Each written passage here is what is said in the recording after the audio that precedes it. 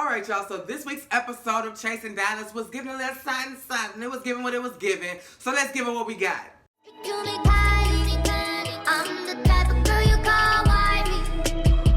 What does the cat do? Meow.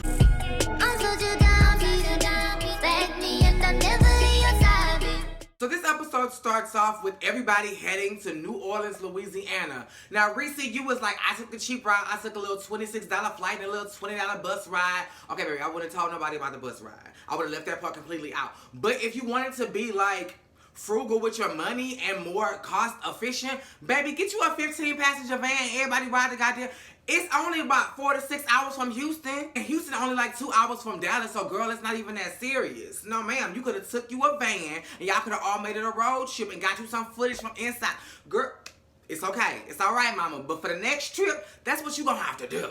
So Reese gets to the Airbnb and he starts on dinner. Now, I'm assuming that he's in Metairie, and y'all don't talk no shit, okay? You can stay in the French quarters like George had said, but see, George was with 16 other people. Reese was by herself. You get what I'm saying? So, I mean, and honestly, Metairie is not a bad place. They make it seem like, oh, it's like 20 minutes. Girl, it's really not. It's really not. You know how, like, people live in main cities and then you have the smaller surrounding cities that nobody really talk about, so everybody just say New Orleans?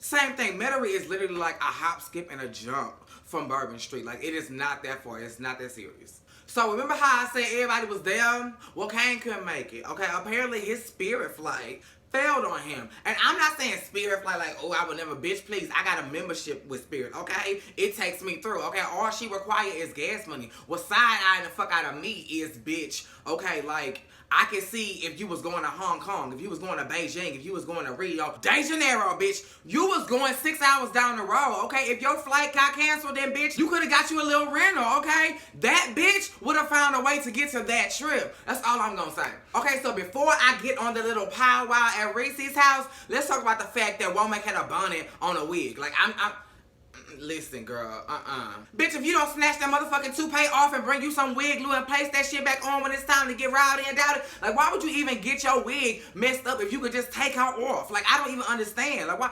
A bonnet? For just that, girl, please. For just the top part? So everybody gets to Reese's Airbnb. Everybody is loving the food, especially George. Mama done got like 3 plates already. And I'm with you, because, bitch, a good pot of greens is going to set me off. But see, you a top, so you can do, well, the verdict ain't out, but you say you a top, so you can do shit like that. Bitch, for me? Because you know anything green makes you go. First of all, Reese, why are you even fixing greens amongst a bunch of punks anyway? You trying to set the bitches up, okay? I hope y'all had Madam Yusel on standby, bitch, because it was going to be a tough night if y'all thought y'all was finna get down and dirty after eating that good-ass meal, okay? And I saw cheese, too, girl, Dead wish. So then everybody gets to talking or whatever, and they talking about the fact that King Kane has lately been throwing a lot of shade at George. So in typical George fashion, in anybody fashion, because bitch, I would have been the same way. He starts saying, well, bitch, you know, he start capping back. Why did Womack pull out his phone? I'm finna call my good sis, because what y'all not finna do is have her in a position where she can't defend herself. Hey, bitch, when did anybody call George? Every single time that Kane said something about him.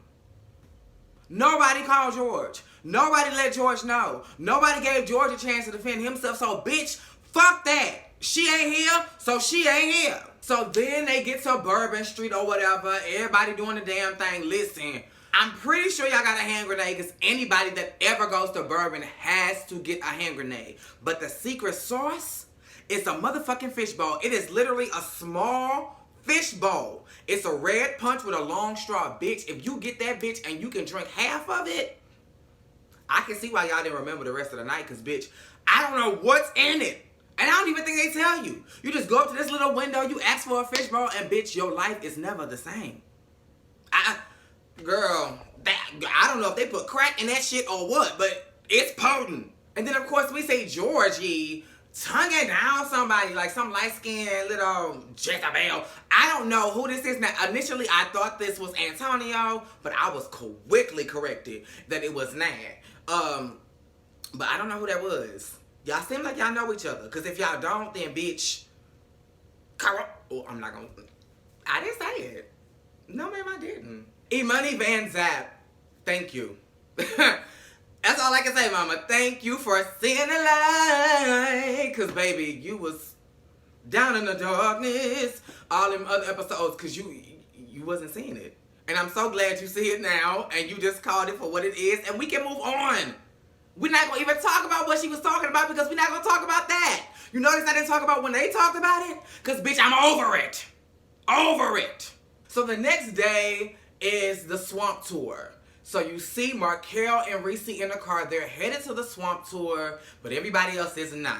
Carrie is late. George waiting on his car, and that was a perfect opportunity for Reese to throw some shade. But he said he was in a rental. Then the trunk couldn't close. Now he waiting on the Uber. No, ma'am. He quickly got in the comments during the premiere and was like, bitch, where I stay, they valet. I was waiting on my car like I fucking said. You were parked on the curb. I was in valet. And then George ends up still being super late. Womack says he can't make it. So Reese is like, just forget it. Okay, just forget it. And then they end up going to eat so they can catch the next swamp tour. So as they're eating, George apologizes to his friend because one of the people he was tonguing down, yeah, because it was more than one person that he was getting down and jiggy with on Bourbon.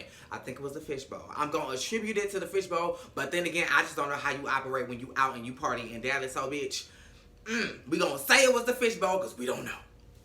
But he was tonguing somebody else down and told that person his name was Anthony. He had a friend named Anthony, so he said, well, shit, since I gave you the name Anthony, let me just give you the number that goes with the name. And he gave that person Anthony's number.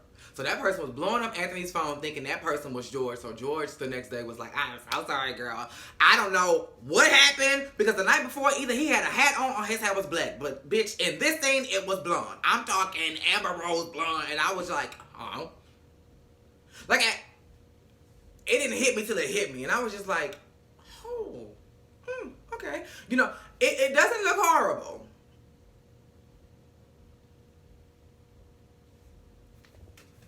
So now the swamp tour, the moment that Reese has been waiting for. So they get on the boat and Proud Mary comes on. Left a good job. Now here's the one thing that I was waiting for.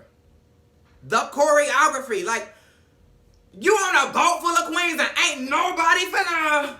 Like, I got up and I was like, duh. And then when I looked, I said, why ain't nobody else spinning? Like, what?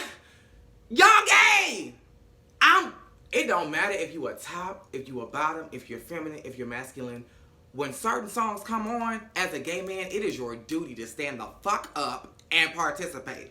That song, How Will I Know? Really, there's a couple of songs from the Whitney 80s era that you could just grab from. But yeah, I'm Every Woman. Nobody's supposed to be here. The dance mix. The no. Get your ass up, bitch. And move. And then it was somebody's birthday on the swamp tour. I don't know whose birthday it was. Bitch, I don't care. Carrie. Bitch, I'm gonna screen record that and just play that for myself when it's my birthday. Because, bitch, ain't nobody ever sung. Nobody. Woo. Nobody ever sung to me that way.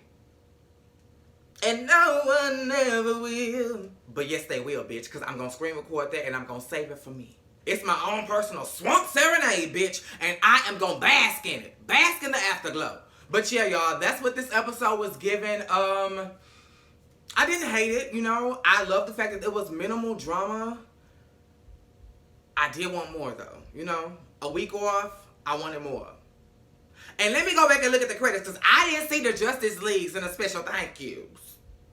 And I think we talked about that. So, but yeah, it was given what it was given, and I gave it what I had. Make sure you are liking, commenting, subscribing, and that your notifications are on. If you don't know who the Justice League is, Yes Bitch TV, Really Bitch TV, Abby Reviews, El Teddy 27, myself, Scotty, which is Mr. Still Standing, and Giving You the Real Tea, We Are the Justice League. And that was all created by, it started by Really BTV, I just found out, and then it transformed into Yes Bitch TV moderating it. And we have a beautiful logo that is designed by For The Artist. Y'all check him out and his work. But yeah, same place, same time.